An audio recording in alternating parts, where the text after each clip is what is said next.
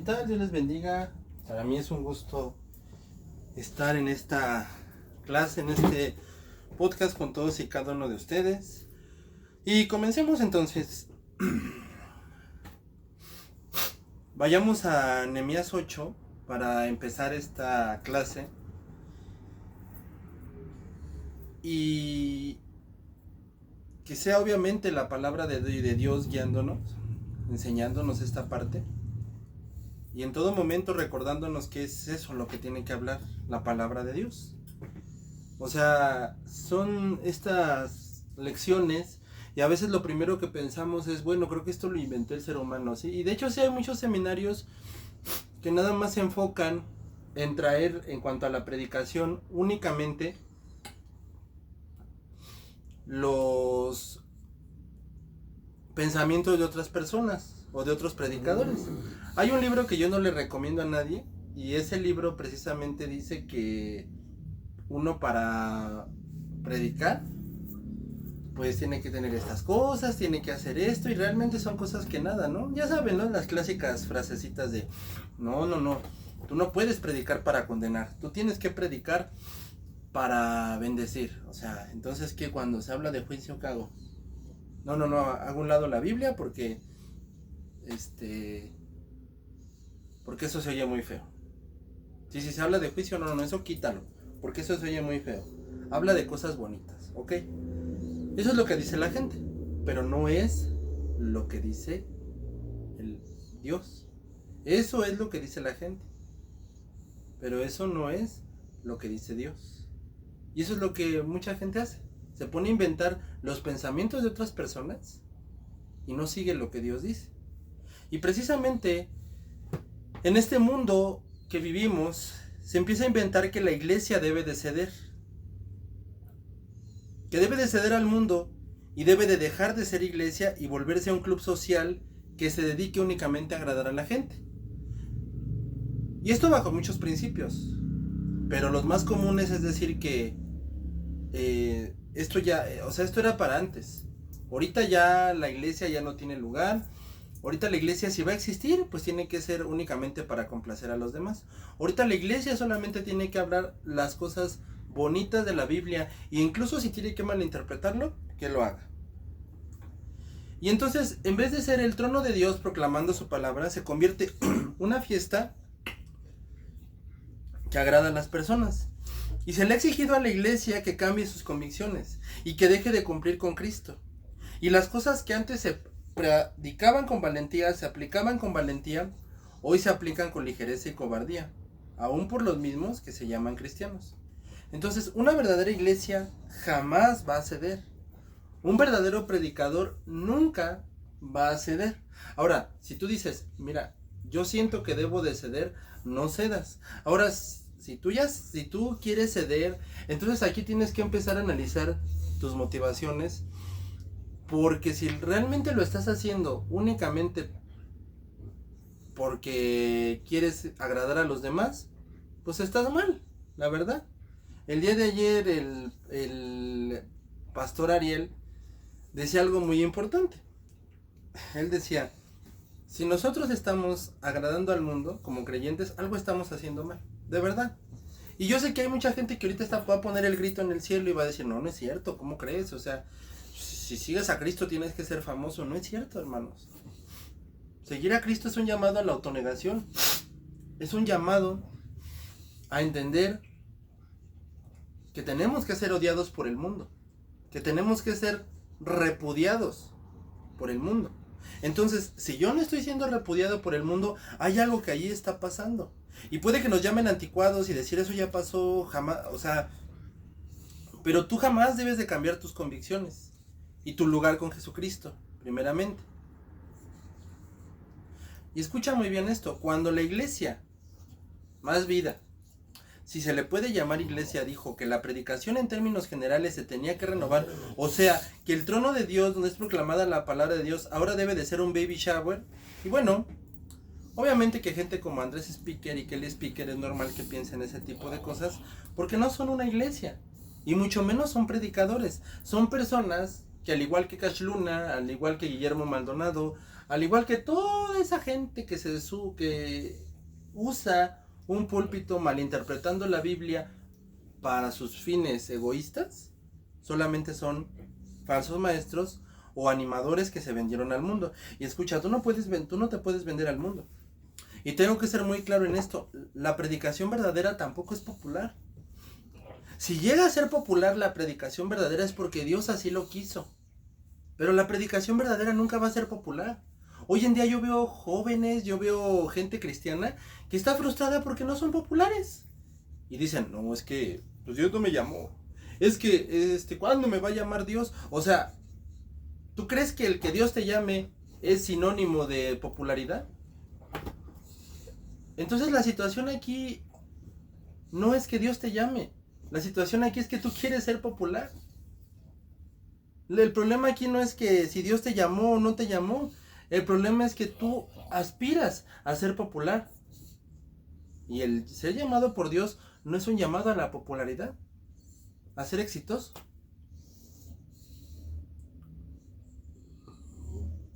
¿Yo puedo ser llamado por Dios y ser popular? Sí, si Dios así lo quiere, pero eso no es garantía. O sea, eso no quiere decir que a fuerzas así va a ser. Jamás. Nunca va a ser así. Quiere decir que si fui llamado por Dios, que si Dios realmente me llamó, entonces eso no quiere decir que voy a ser popular. Puede que sí sea popular, puede que no sea popular, pero no es a fuerzas, no es una garantía el ser popular. Y si hay personas que lo son, y que realmente su predicación es verdadera, su ministerio es verdadero, es porque Dios así lo quiso. Nada más, es porque Dios así lo quiso.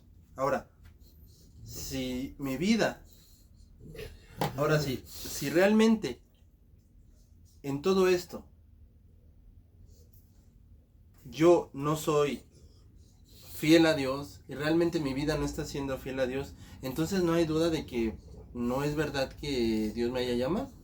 Pero en serio, o sea, si tú dices que Dios no te ha llamado o tú estás esperando ser popular a la hora de ser un verdadero creyente o que tu predicación verdaderamente sea popular, no es cierto. Eso no es garantía. Puede que sí, y eso solamente depende de Dios.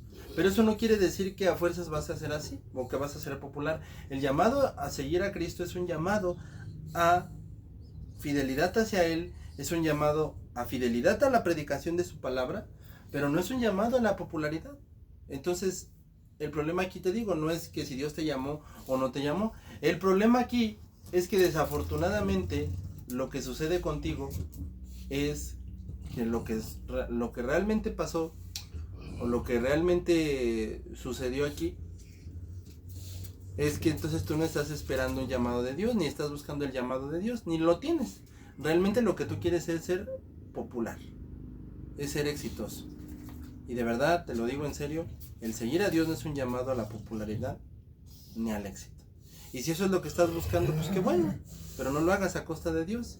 Y no esperes que por ser llamado por Dios seas popular, porque en ningún lado es una garantía. Puede que sí, puede que no, y eso ya depende de Dios, pero no es una garantía. La predicación verdadera no es popular. Nadie es predicador, expositor, maestro de la Biblia, debe de esperar ser famoso. John MacArthur decía, mucha gente que llegaba a estudiar en el Master Seminary, le mandaban quejas, le decían, es que ¿qué cree? Que a la gente no le gusta la predicación bíblica. Y John MacArthur le dijo, ¿y qué esperabas? ¿Que les gustara? Obviamente que no. Por eso se agolpan para ir a escuchar a Dante Gebel. Por eso se agolpan para ir a escuchar a Cash Luna. Porque les encantan que les digan lo que quieren oír. Y que les rasquen el oído y les digan exactamente lo que quieren oír. Pero obviamente no se quieren exponer a la palabra de Dios. Y eso es algo completamente natural. Por eso es que esto lo hacemos por llamado, por convicción. No lo hacemos esperando la fama. Porque aunque puede que sí, puede que no, eso solamente ya depende de Dios si serás exitoso, si serás famoso o no serás famoso. Pero no hay ninguna garantía de que así vaya a ser. Ninguna. Eso ya depende única y absolutamente de Dios, pero no hay garantía de que así será. No lo hay. No hay garantía de eso. En ningún lugar, porque el llamado a seguir a Dios no es un llamado a la popularidad. Es un llamado a predicar su palabra, es un llamado a estudiar su palabra, es un llamado a presentarte delante de Dios y de parte de Dios y predicar su palabra con autoridad, con valentía, pero no es un llamado a la popularidad. No lo es. Y si Dios lo permite, pues eso ya depende de Dios. Si Dios así lo quiere o no lo quiere. Nada más, eso no depende de ti, eso es lo que Dios diga. Y si Dios decide que serás famoso, pues bueno, eso ya depende de Él. Pero no es una garantía, no es un llamado a la fama, es un llamado a predicar verdaderamente su palabra. Y si Él así ya lo permite, pues eso ya es completamente decisión de Dios. Eso no quiere decir que eso va a pasar con nosotros. Entonces, ¿quién nos va a revelar lo que verdaderamente es la predicación de la palabra de Dios? Bueno, eso no lo va a revelar ni John Piper, ni John MacArthur, ni Charles Spurgeon. Esto lo va a revelar la misma Biblia. Y para eso vamos a ir al ejemplo perfecto, por excelencia me atrevo a decir yo, de la Biblia, el cual junta todos los aspectos perfectos de una verdadera predicación, de una verdadera fidelidad hacia Dios. Y de verdad, el mejor ejemplo que alguien que aspire a ser predicador debería de tomar. Y para ello veremos a Esdras, el predicador por excelencia, que no hizo más que seguir el esquema que la propia Escritura nos da para la predicación, la triple intención de reverenciar la palabra, leer la palabra y explicar la palabra. Y en serio, yo vuelvo a repetir, no existe de verdad ningún ejemplo que ponga tan precisamente cómo es la predicación, porque él así lo hizo, así se debe de continuar. Y alguien que verdaderamente sea predicador, esto es lo que debe de hacer. Y se juntó todo el pueblo como un solo hombre en la plaza que está delante de la puerta de las aguas, y dijeron a Esdras el escriba que trajese el libro de la ley de Moisés, la cual Jehová había dado a Israel. El sacerdote Esdras trajo la ley delante de la congregación, así de hombres como de mujeres, y de todos los que podían entender, y el primer día del mes séptimo leyó en el libro delante de la plaza que estaba delante de la puerta de las aguas, desde el alba hasta el mediodía, en presencia de hombres y mujeres, de todos los que podían entender. Y Esdras estaba sobre un púlpito de madera que había hecho para ello. Junto a él estaban Matatías, Sema, Ananías, Urías, Gilcías, Maasías y su mano derecha, y su mano izquierda Pedadías, Misael, Malquías, Hasum, Hasabna, Zacarías y Mesulam. Y abrió Esdras el libro a ojos de todo el pueblo, porque estaba más alto que todo el pueblo, y cuando lo abrió todo el pueblo estuvo atento. Bendijo entonces Esdras a Jehová, Dios grande. Todo el pueblo respondió amén, amén, alzando sus manos, y se humillaron, adoraron a Jehová, inclinados a tierra. Y los levitas Jesúa, Bani, Serebías, Jamín, Acub, Sobetal, Jodías, Masasías, Kelita, Azarías, Jocabet, Hanán, Pelafa, hacían entender al pueblo la ley, y el pueblo estaba atento en su lugar, y leían el libro de la ley de Dios claramente, y ponían el sentido de modo que entendiesen la lectura. Esta es la única, perfecta e inerrante palabra de Dios.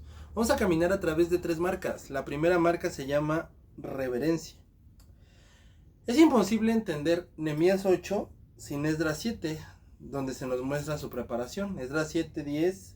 Esdras había preparado su corazón para inquirir la ley de Jehová, para cumplirla y enseñar los estatutos y decretos. Y se nos muestra continuamente este trabajo porque 10 veces el pueblo reverenció a Dios. Entonces, Israel por naturaleza no quiere saber nada de Dios. Pero aquí están obviamente reunidos, producto obviamente del Espíritu de Dios, y obviamente sedientos por la palabra de Dios, reverenciados. Hasta los propios niños están reverenciando a Dios. Entonces, este es el enfoque que nos enseña a reverenciar la palabra. Todo el pueblo reverenció la palabra de Dios. Y esta reverencia la vemos en el tiempo que estuvieron escuchando la predicación de la palabra de Dios. Desde las 5 de la mañana hasta las 12 del día. Esto nos muestra que las oposiciones que nosotros realmente ponemos hoy en día para hacer a un lado la predicación no tienen ninguna validez. Porque todo tiene que ver con únicamente el apetito espiritual, el amor de Dios. No es cosa de cansancio espiritual o aburrimiento, es falta de apetito espiritual. Hoy dicen que la gente no tolera sermones largos, ¿no? 20 minutos, pastor, porque mi hijo se pone mal. Hay que sustituir la predicación con un grupo de jóvenes, ¿no? Grupo de damas. Los 20,000 departamentos que quién sabe cuántas iglesias inventaron. Aquí hay una pregunta. ¿Había culto de niños? No, no había culto de niños. ¿Por qué? Porque los niños estaban allí reverenciando la palabra de Dios. ¿Otra cosa? ¿Hubo trucos? No. O les dijeron, no, les vamos a cortar la membresía si no se reúnen ahí para escuchar la palabra. No. Todo el pueblo estaba ahí, reverenciando la palabra. 62,000 personas estaban ahí, reverenciando la palabra. Decía un profesor, aburre a la gente con política, fútbol, lo que tú quieras, pero no te atrevas a aburrir con la Biblia. Y desafortunadamente hoy mucha gente se sube a los púlpitos y educadamente lo digo, hacen todo menos predicar. Así de sencillo. Juegan al psicólogo, piensan que es la hora de los chistes, pero subir con la convicción de voy a proclamar la palabra de Dios, no. Entonces, no se necesita nada más que predicar la palabra de Dios. Y obviamente esta preparación nace de un hombre quebrantado con Dios. Porque como diría el doctor Lucas Alemán, ¿cómo voy a temblar o cómo puedo hacer que los demás tiemblen ante Dios si yo no he temblado delante de Dios? Juan Calvino decía, cuando estoy parado en el púlpito, estoy parado en tierra santa. Y por lo tanto le debemos a la palabra de Dios la misma reverencia que a Dios, porque estamos ante su palabra. Stephen Lawson decía, esto es fuego. No es disecar una rana, no es un examen, es la predicación de la palabra de Dios, es fuego. Charles Spurgeon decía, predicar la Biblia es el encargo más glorioso y terrible. Y Martín Lutero decía, tiemblo cuando subo al púlpito y solo por miedo a no ser fiel a Dios. Martin Lloyd Jones dijo, si nunca sentiste la incapacidad o temor por predicar, una sola cosa estás declarando, no eres llamado a predicar, pues no has sentido el peso. John Knox dijo, nunca he tenido miedo al diablo, pero tiemblo cuando subo al púlpito. Este es un hombre que es quebrantado delante de Dios y reverencia a Dios, y esa reverencia lógicamente la percibe el pueblo, porque pues yo cómo haré temblar al pueblo si yo no he temblado delante de Dios. Entonces Esdras se entregó completamente. Aquí hay algo muy importante, porque normalmente se dice, ¿sabes qué? No prediques, mejor vive la palabra. O sea, hay que hacer a un lado la predicación, pero también aquí hay una gran verdad y una gran mentira. La verdad es que sí, yo tengo que vivir delante de Dios en intimidad para que con precisión se proclame la palabra de Dios. Eso es cierto. La mentira es hacer a un lado la predicación. En efecto, tenemos que vivir en intimidad con Dios y tenemos que estudiar el texto exhaustivamente, y ahí empieza la reverencia. Y esto es acercarnos a nuestro Dios con tal reverencia, a nuestro estudio con tal reverencia. Y esa es la misma reverencia que uno como predicador le debe a Dios. Y con esa reverencia uno se tiene que acercar a Dios. La segunda marca es enunciar. Entonces vemos que el texto dice que se leyó. Y como decía un comentarista, me duele ver que actualmente en los domingos de las iglesias los anuncios se dieron con más pasión que como se leyó el texto. Entonces en muchas iglesias se brincan esta parte y van directo a la explicación en el mejor de los casos. Como si leer el texto no fuera tan importante. Ahí están las diapositivas. Ya. ¿Por qué? Porque según ellos menos lectura es lo que se necesita. Y otros dicen, no, mira, lo importante, May, es leer el texto. Es la explicación. No es leer el texto. Y es lamentable, pero ¿sabes lo que estamos diciendo cuando decimos que leer el texto no es tan importante? Estamos diciendo que nuestra voz es más importante que lo que Dios tenía que decir. Y esto nos va a llevar a una falla tremenda. O sea, imagínate un carro que te lo entregan bien, pero te dicen, ¿qué cree? Todo va bien, nada más el motor no lo tiene. La parte de adelante no tiene, pero todo lo de atrás está impecable. Pues sí, pero no sirve de nada. ¿De qué va a ser? ¿De qué me sirve un carro así? Por más bonito que esté atrás. Entonces, precisamente esto nos va a llevar a una predicación débil, a una predicación mala y a una predicación errónea, en el mejor de los casos. Porque en el peor hasta una herejía vamos a terminar. Porque obviamente si se reverencia la palabra, pero ya no se lee y ya no se explica, y no se lee el texto respetando la voz de Dios, y obviamente tampoco se va a explicar con precisión porque no se leyó creyendo que es la voz de Dios, y no se explica seguido de haberse leído con reverencia de que es la voz de Dios. Entonces esto va a llevar a una predicación bastante débil, y esa predicación bastante débil va a terminar fallando todo. Y eso es precisamente lo que Pablo le dice a Timoteo: en lo que voy, ocúpate de la lectura, o sea, leer el texto. Sin embargo, pues se tartamudea en muchos púlpitos la palabra de Dios, o como te digo, se hace a un lado porque, bueno, según ellos no es tan importante. Y obviamente, sin dudarlo, esto es una falta de reverencia.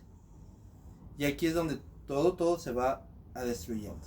No hay lectura de texto, todo se va acabando. No se lleva la palabra ni en su corazón, ni en la mano, y mucho menos en el corazón. Entonces hay una predicación débil. La última marca en la explicación. Bueno, aquí surgen 3 errores vergonzosamente comunes y una sola cosa que es correcta. El primer error: decir yo interpreto. Esto es más común de lo que de veras debería de ser. Antiguamente la lucha era de que la Biblia estaba mal. Ahora la lucha es de que no, sí, esta es la Biblia, pero ahora yo la voy a interpretar como yo quiera. O sea, sí, claro que vamos a leer la Biblia, pero yo la interpreto como yo quiera. Y una vez, en una ocasión había una señora que le dicen pastora, y esta señora siempre criticaba a los que no tenían Biblia física, diciéndoles, no, se tiene que llevar ahí en la física y así. Pero era una pésima intérprete de la Biblia, y siempre la interpretaba mal, y hasta la fecha por lo que vi, la sigue interpretando mal. Entonces, cuando se hace este tipo de cosas, de que bueno, no, yo aquí dice, pero yo la interpreto, pues no importa cómo lo quieras, o sea, estás interpretando mal. O yo veo esto, y mira, nunca va a ser lo que tú dices, lo que yo digo, esto es aquí únicamente lo que Dios dice. El segundo error es volverlo una clase académica. O sea, solamente un estudio bíblico de palabras griegas o de historia griega y judía. Martin Lloyd-Jones lo explicó así. En una ocasión un joven le preguntó cuál es la diferencia entre enseñanza y predicación. Y él le dijo: joven, si preguntas eso, es porque lamentablemente nunca has escuchado una predicación. Entonces la enseñanza y el error que aquí está solo es transmisión de información. Eso es la enseñanza, solamente transmite la información. Unos dicen que tiene su lugar, otros dicen que sí hay que dar enseñanza. Bueno, discúlpame, pero la enseñanza no sirve de nada. Te lo pongo así: ¿de qué le sirve al diabético conocer los compuestos de la insulina? De nada. Entonces, ¿de qué sirve la transmisión de información? Pues de nada. Y el tercer error: es más común en nuestros tiempos querer ser modernos, ¿no? Hay que quitar el púlpito, hay que volver, no sé. El punto es que vamos a modernizarnos. Mira, hay un punto muy bueno en querer echar mano de lo que tenemos, de los recursos, pero claro que hay un error en querer modernizar todo. Porque a veces en el afán de modernizarnos, vamos a terminar haciendo a un lado lo que dice la Biblia. Y yo te recuerdo que la Biblia nunca nos llamó a ser modernos, nos llamó a ser fieles. Entonces,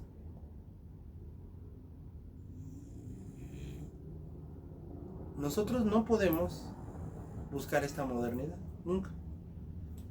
Dicho esto, ¿qué es la explicación del texto? Bueno, es dejar que el exégesis, el texto diga lo que tiene que decir. Los puritanos fueron conocidos por eso, dejar que el texto hable, así lo llamaron eso. Y si no lo hace, pues no estás predicando. Eres un animador, otra cosa, pero predicador no, para nada. Mary Unger lo resumió así: de verdad esto es predicación, una exégesis bien estudiada y trazada contextualmente que lleva al oyente a un encuentro con Dios expuesto de una manera contemporánea. Entonces aquí lo vemos, ¿no? O sea, no es necesario querer ser relevante o moderno, porque cuando te limitas a predicar la escritura, su predicación es contemporánea y habla hoy, como en Hebreos. Juan Calvino dijo: el trabajo del intérprete es dejar que el texto se interprete como es, y por favor, no traigas tus inventos. Pero esto no solamente se termina allí, porque llega a hacer entender. O sea, lo que hizo Esdras fue leer, explicar y hacer entender. Y lo que nosotros tenemos que hacer es leer, explicar y hacer entender. Y esto es la pasión. Hacer entender es la pasión. No solamente me conformo con hacer una buena exégesis, buen estudio, buenas aplicaciones, sino que voy a más. O sea, hacer entender. Esto es la pasión. Y por eso, ¿cómo creemos que fue la predicación de Esdras? Fue llena de pasión. Igual que Pedro en Hechos 2. Reverencia, leyó y explicó, haciendo una exposición del Antiguo Testamento llena de pasión. Él estuvo exponiendo el texto de Joel. Y lo mismo nuestro Señor Jesucristo: leyó, explicó. Y en serio, no se leyó y explicó como algo normal, se leyó y se explicó con pasión. Y de verdad que con esta entrega, lógicamente que la iglesia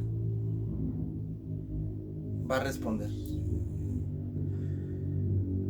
Porque esta entrega no viene de alguien normal, viene de alguien que busca fama o ser influencer, viene de alguien que se entregó completamente a Dios en todo ámbito y toda su vida se ha rendido ante Dios.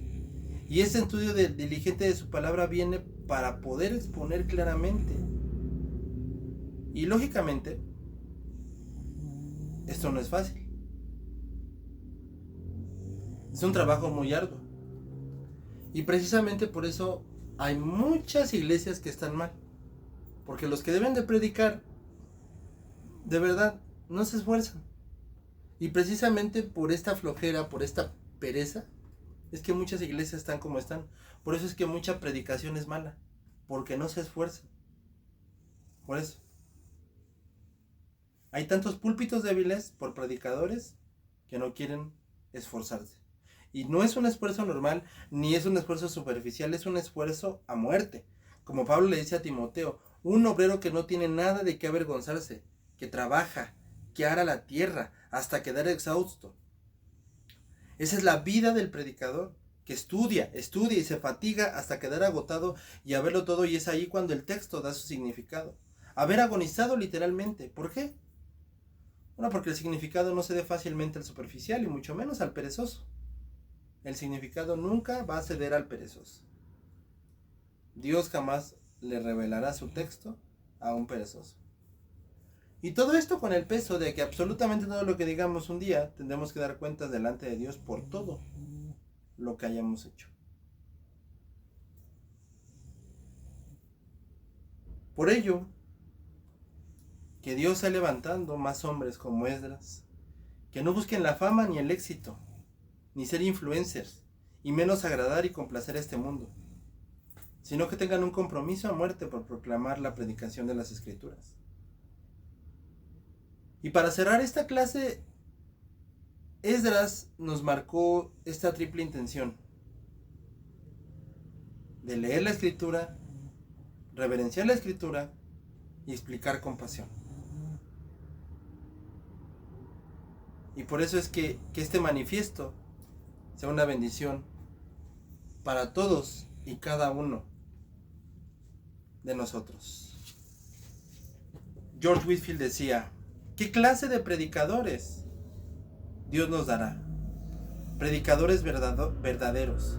Porque esta clase de hombres no nace ni en la prisa ni en el bullicio del ministerio, sino que nace en el secreto del estudio, en el quebranto de la oración, en estar a solas con Dios, y no se forma en agendas apretadas ni en plataformas digitales. Este hombre no lo vas a encontrar allí, sino que se encuentra en la soledad sagrada, donde Dios forja a sus siervos con fuego, con el contacto directo, con el estudio de la palabra de Dios. La iglesia no necesita celebridades, tenemos muchas y demasiadas. La iglesia necesita más hombres como Esdras, eruditos de la verdad, esclavos de la palabra de Dios, centinelas de la gloria de Dios y con ese anhelo en el corazón, hombres poderosos en las escrituras, sus vidas dominadas por un sentido de la grandeza, majestad y santidad de Dios, y sus mentes y corazones resplandecen con las grandes verdades de las doctrinas de la gracia.